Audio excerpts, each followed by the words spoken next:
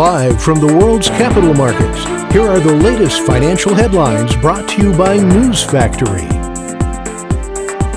Hello and welcome to Monday's Daily Financial Review. Here's what's making the headlines in the markets today.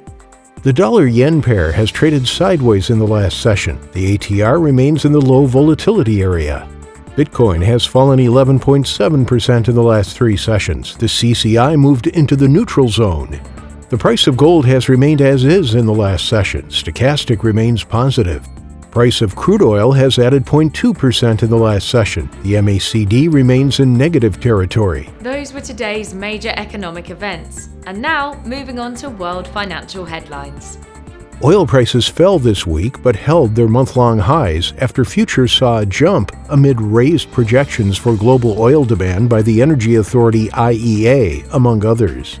The EU's Brexit chief has said he is convinced solutions can be found to minimize the disruption of Brexit on Northern Ireland, calling for a good faith approach to applying new trading rules.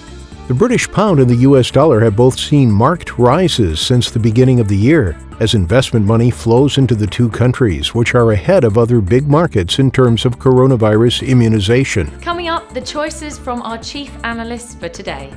The U.S. 3-month bill auction will be released at 15:30 GMT. The U.S. 6-month bill auction at 15:30 GMT. The Eurozone's current account at 800 GMT. The Eurozone's construction output will be released at 900 GMT. Japan's industrial production at 4:30 GMT. Japan's capacity utilization at 4:30 GMT. We hope that you've enjoyed Monday's financial review.